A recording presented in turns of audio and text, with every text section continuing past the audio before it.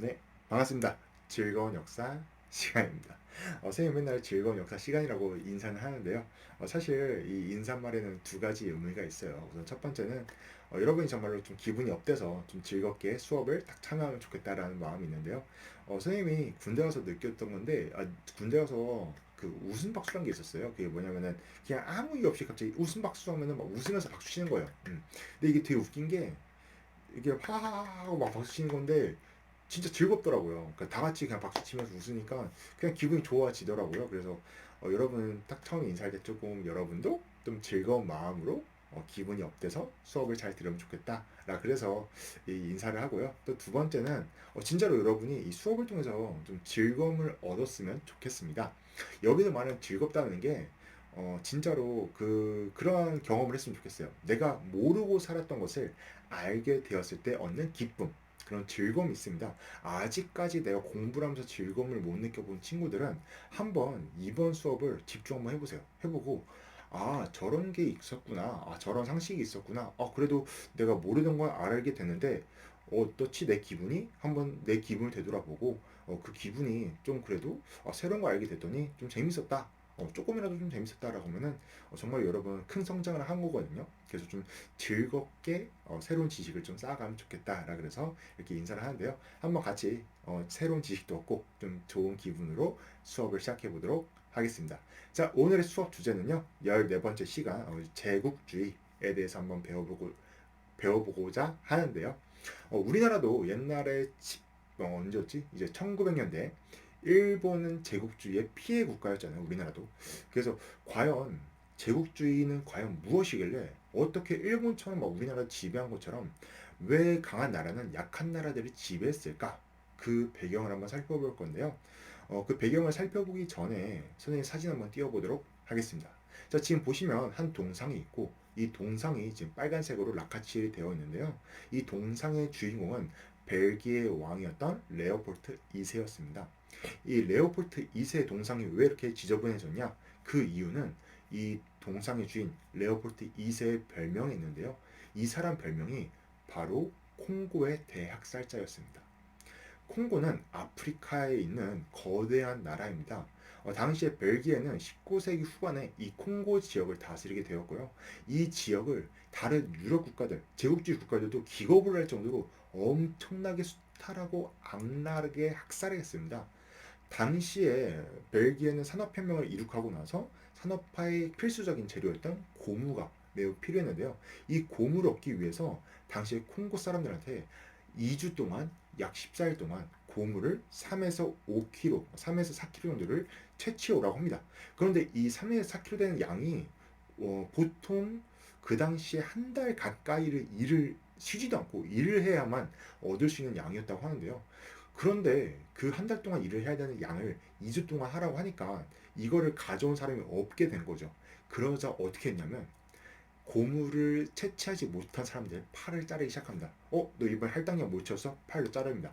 그렇게 해서 당시에 콩고 사람들은요, 정말로 사진을 보면은 팔이 양팔이 있는 사람보다 한 팔이 잘려 있거나 양팔이 없는 사람이 많을 정도로 엄청나게 많은 사람들의 팔다리가 잘렸고요.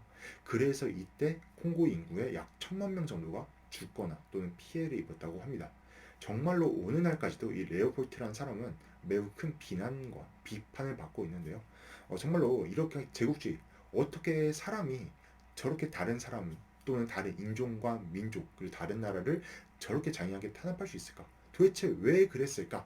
그 배경을 한번 같이 알아보면서 저렇게 해서 제국주의가 탄생했구나. 그럼 그 끝은 무엇이었으며 21세기에 다시 저런 역사가 반복되지 않기 위해서 어떻게 해야 될까도 한번 고민해 보도록 하겠습니다. 자, 그러면은 교과서는 160쪽 펴주시고요. 노트 정리학을 꺼내주시면서 노트 정리하면서 수업 들어보도록 하겠습니다. 다 같이 첫 번째 학습 목표로 넘어가도록 할게요. 네, 첫 번째 학습 목표 제국주의의 배경부터 한번 살펴보도록 할게요. 자, 제국주의의 배경, 도대체 제국주의란 게 왜 탄생하게 되었을까? 그 이유를 알기 위해서는요, 19세기 후반으로 한번 우리가 시간을 가봐야 되는데요. 당시에 영국에서 시작된 산업혁명이 이제 2차 산업혁명으로 더욱더 발전되면서 미국과 그리고 유럽 각 나라들이 산업화를 성공하기 시작했습니다. 그러면서 동시에 지난 시간에 배웠죠. 경제적 이익을 위해서 물건을 사고 팔고 하는 행위가 자유로운 경제체제, 바로 자본주의도 발전했습니다. 이런 자본주의 경제체제 안에서 산업화가 계속 발전된 상태인 유럽 그리고 미국은 더욱더 많은 경제적 이익, 어떻게든 내가 물건을 더 많이 만들어서 이것을 팔아야겠다. 그래서 내가 더욱더 많은 경제적 부를 가져야겠다. 라고 했고요. 그러기 위해서는 두 가지가 필요했습니다. 우선 첫 번째, 예를 들어서 이런 핸드폰을 만드는 공장이 있다고 봅시다. 이 핸드폰을 만드는 거, 이 핸드폰 만들 때 뭐가 필요할까요? 그렇죠. 여기에 들어가는 뭐 반도체 원료, 뭐 히토리나 그리고 뭐 여기에 뭐 렌즈, 뭐 유리 같은 게 필요하겠죠. 이러한 각종 원료를 빨리빨리 그리고 많이 값싸게 공급받아야만 했어요. 그래서 이러한 원료를 공급받을 수 있는 식민지 그리고 이 핸드폰을 만들 때 기계 당시에는 이제 산업혁명이 이룩했긴 했지만 기계보다는 기계를 관리하고 기계에서 함께 같이 일할 노동자가 더 필요했습니다.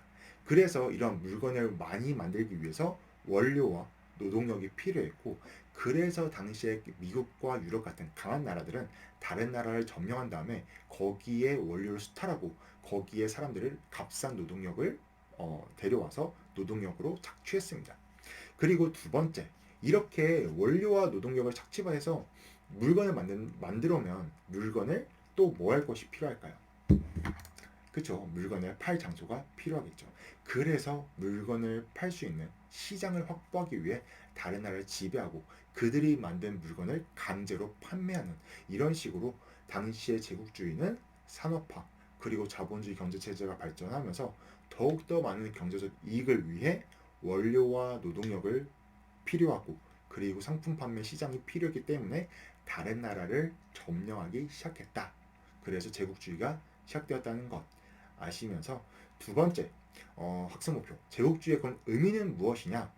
제국주의는요 군사력을 바탕으로 군사력을 앞세워서 그러니까 무력을 앞세워서 강제로 다른 나라와 민족을 지배한 것을 의미합니다. 그래서 그 전에 어, 그 전까지는 없었던 약간 강한 나라가 약한 나라를 강제적으로 군대를 보내서 거기를 점령한 다음에 뭐 정치, 경제, 문화, 사회적인 것을 모든 걸 압박하면서 그들을 수탈하는 그게 바로 제국주의였습니다. 제국주의의 의미가 군사력을 앞세워서 다른 민족과 국가를 지배하는 것이라고 했는데요. 그것을 보여준 대표적인 그림 두 개가 있어서 한번 보고 넘어가도록 할게요. 교과서 160쪽에도 나와 있는데요. 첫 번째 그림은 한 남자가 아프리카에 탁 서서 두 팔과 다리를 쫙 벌리고 있죠. 자, 이거는 이제 아프리카의 영국의 셀실 로즈라는 한 제국주의자가 포부를 그의 어떻게 보면 그가의 목표를 표현한 건데요.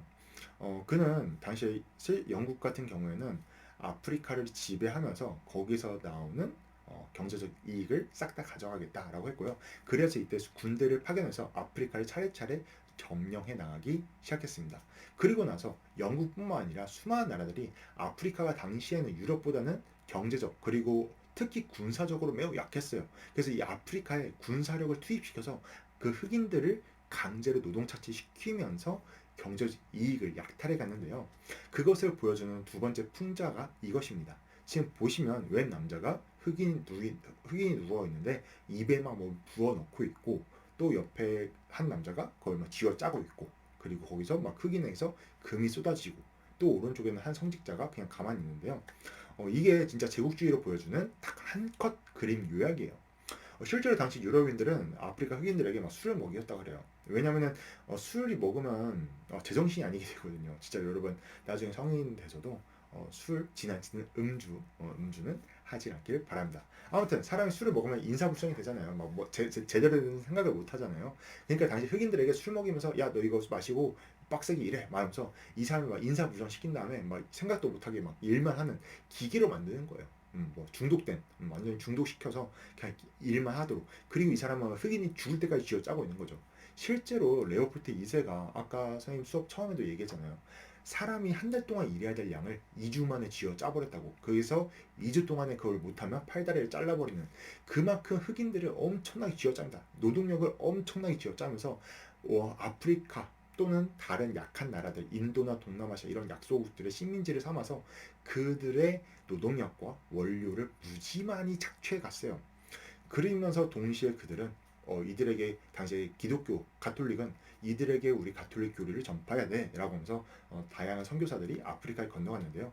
이 유럽인들이 어떻게 보면 인권 탄압을 하는 거잖아요. 근데 그렇게 인권 탄압보다 그들은 어떻게 보면 우리가 이들에게 뭐 하나님을 알려줘야 돼, 이들에게 문명화를 시켜줘야 돼, 글을 모르는 사람들 마치 동물에게 훈련시키든 우리가 이들을 바꿔줘야 돼, 약간 이런 식으로 해서 그들은 죄책감 없이 약간 우리는 오히려 이들을 도와주는 거야. 약간 이렇게 하면서 그들의 죄책감을 덜고 아프리카나 다양한 약소 국가를 식민지를 삼아서 그들을 약탈해 나갔습니다.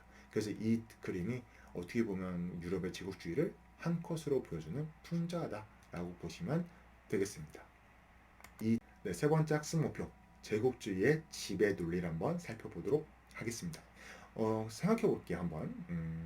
여러분이 만약에 우리나라가 갑자기 내일 뭐 일본 쳐들었다고 봅시다. 일본 쳐들어와서 지배를 하게 됐어요.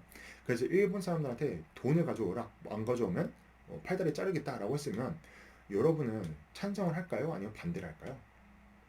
아마도 정말로 그렇게 잔혹하게 다른 민족이나 국가를 탄압하는 모습을 보면 반대를 할 겁니다. 왜냐하면 지금은 세계적으로 사람의 목숨은 소중하며 인권을 지켜야 된다, 인권을 존중해야 된다는 게 보편적인 가치잖아요.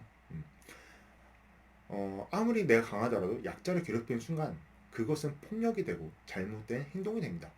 옳고 그르면서 잘못된 행동으로 되는 건데요.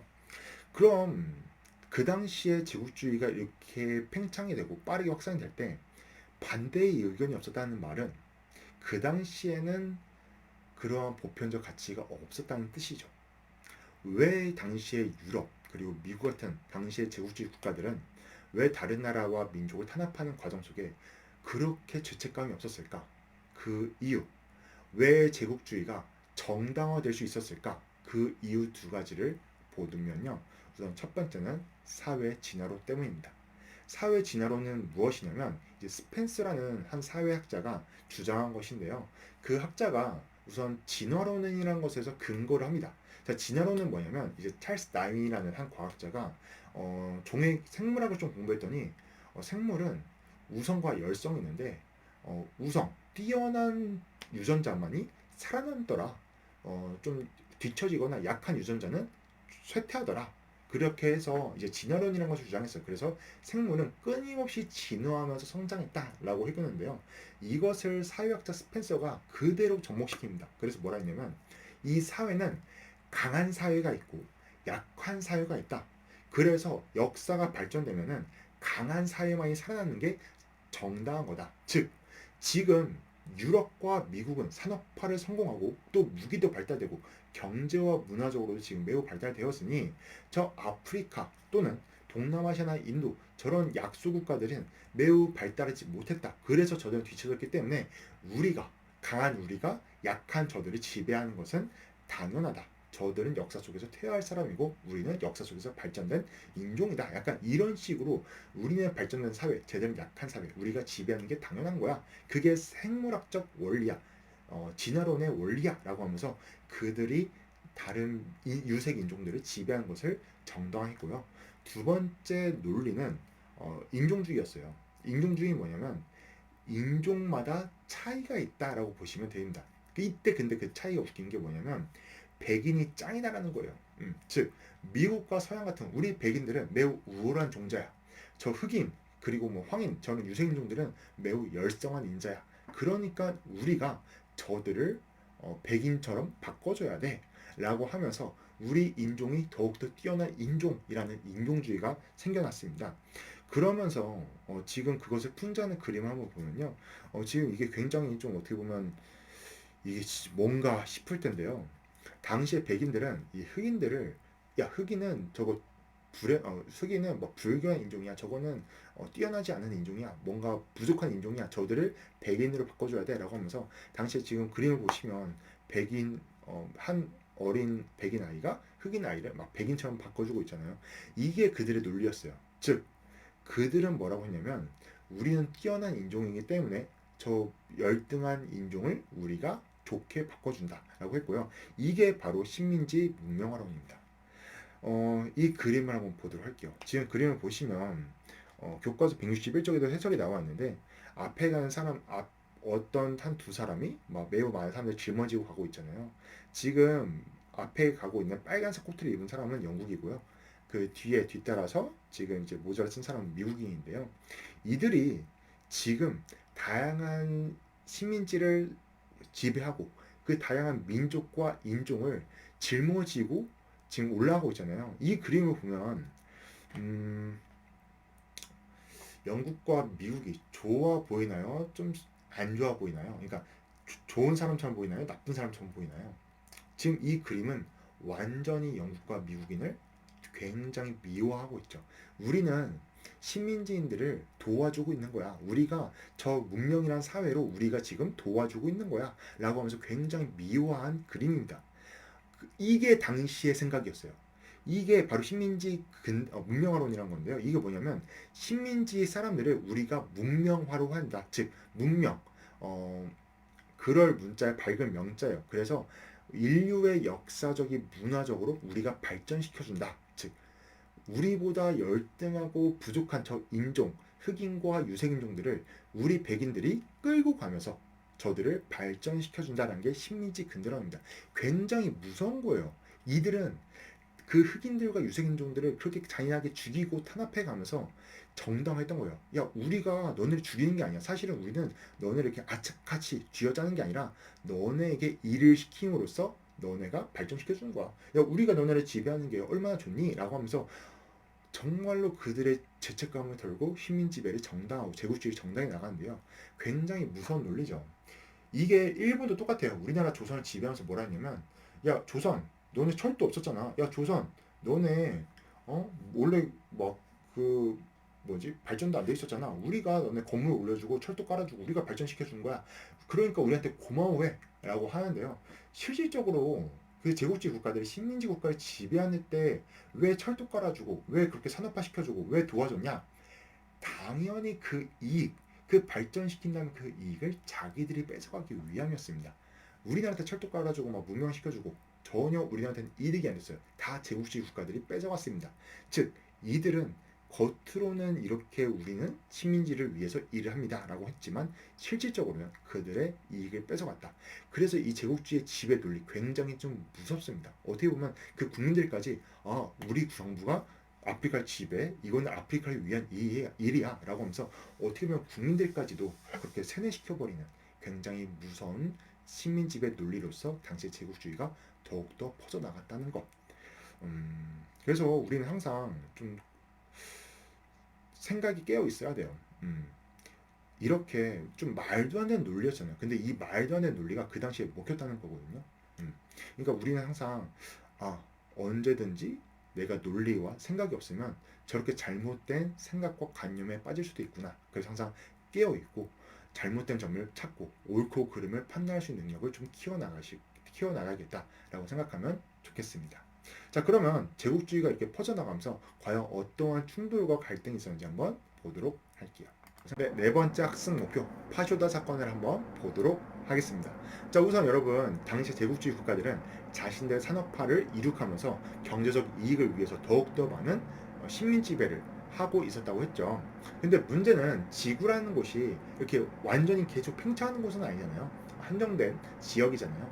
그러다 보니까 당시 미국과 유럽 국가들은 아프리카나 아시아로 그들의 식민지를 넓혀가는 과정 속에 더 이상 넓혀갈 곳이 없어지게 되고 결과적으로는 그들끼리 제국주의 국가들끼리 싸우게 되었죠.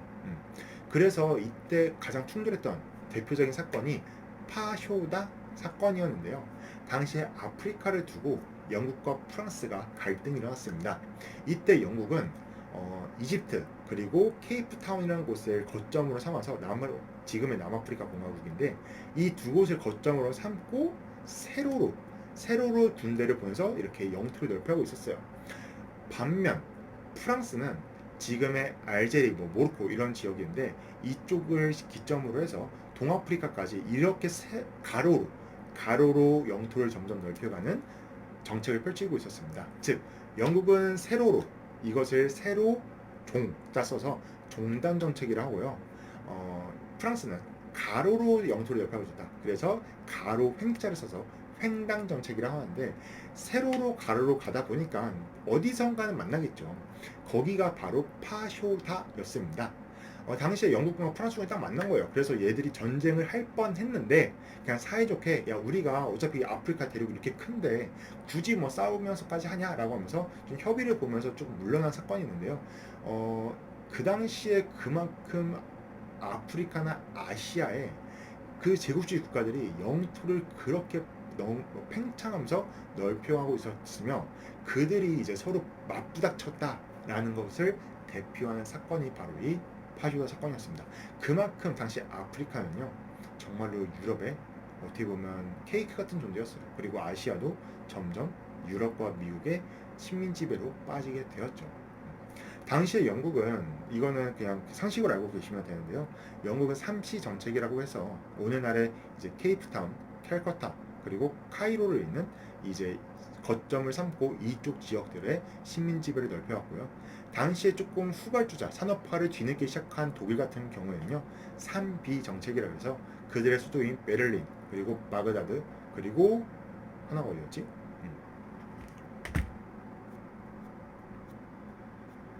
비잔티움. 기억나요. 미안해요. 베를린, 바그다드, 비잔티움. 이 세 곳을 연결하는 3B 정책을 실시하면서 이렇게 당시 유럽 국가들은 거점을 두고 영토를 점차적으로 넓혀가는 제국주의 정책을 펼쳤다. 그럼 그 이후에 어떤 일이 펼쳐지냐? 바로 세계 대전이었습니다. 왜냐하면 제국주의 국가들끼리 더 이상 식민지를 넓혀갈 수가 없는 거예요. 그러니까 어떻게 됐냐? 제국주의 국가들끼리 서로 차지한 식민지를 더 얻기 위해서 싸우기 시작합니다. 나 이제 먹을 데가 없어. 그럼 어떻게 해요? 남의 거 먹어야죠. 즉 인류 역사상에서 제1차 그리고 그 뒤이어 제2차 세계대전까지 일어나게 되는데요. 어떻게 보면 이 제국주의의 말로는 인류의 전쟁이었다. 그래서 정말로 생각해 볼 점은 이렇게 타인에게 피해를 주면서까지 이익을 위해서만까지 이렇게 자신의 이익만 생각하는 결과가 전쟁이잖아요. 그래서 우리는 어떻게 보면 평화를 위해서는 나만 생각하는 게 아니라 다른 민족, 다른 국가, 그리고 나가 아닌 다른 사람의 입장에서도 생각하면서 어떻게 보면 평화롭게 의사를 존중하고 좀 조절하는 능력이 조금 있어야겠다. 그래서 지금 세계가 이렇게 발전되어 온 거예요. 세계가 제국주의 다음 제1차, 2차 세계대전을 겪고 결심을 한 거예요. 야 이렇게 했더니 진짜 수천만 명이 죽어나가더라. 인류가 몰살 당할 뻔했다. 인류가 멸망할 뻔했다. 그런 말도 있잖아요. 아인슈타인이 한 말인데 세계 1차 대전, 2차 대전 그리고 3차 대전이 일어나면 분명 핵전쟁이 일어난다. 그리고 4차 대전은 돌로서 싸울 것이다. 즉 3차 대전 한 번 더 전쟁이 일어나면 세계가 한 번 더 싸우면은 인류 멸망한다는 뜻이에요. 그래서 인류가 어떻게 했냐면 유엔이라는 걸 설치해서 우리 더 이상 싸우지 말자. 최대한 의사소통을 하면서 평화적으로 해결하자. 그러면서 다양한 평화기구가 열리고 뭐 NGO 같은 게 만들어지면서 지금 평화로운 시대로 지금 발전되고 있는데 두 번 다시 이러한 제국주의 역사는 반복돼서는 안 되겠죠. 네. 네, 오늘 이렇게 수업 잘 참여해줘서 감사합니다. 지금 그리고 여러분 한번 교과서 162, 그리고 163쪽에 보시면요. 어떤 국가, 여기 지도가 나와 있어요. 당시에 보시면 유럽 국가들이 전 세계를 어떻게 지배했나가 나와 있는데요. 한번 보면서 어떤 나라가 어디를 지배했는지 보면서 와 정말로 당시 유럽이 제국주의가 얼마나 강성했음을 한번 생각해 보시길 바랍니다. 그리고 노트 정리만 하시는 게 아니라요. 지금 아마 수업이 조금 일찍 끝날 거예요. 그래서 원래 40분 수업인데 항상 좀 온라인을 하다 보면 조금 일찍 끝나잖아요. 선생님이 그냥 일찍 끝내는 게 아니라 여러분 꼭 남는 시간에 교과서 한번 읽어보세요. 교과서. 스스로 교과서를 읽고 노트 정리 이렇게 더욱더 많이 보충해 주시길 바랍니다. 자, 그럼 오늘 수업 여기까지 정말 수고하셨고요. 다음 시간에 보도록 할게요. 다들 수고했습니다. 안녕.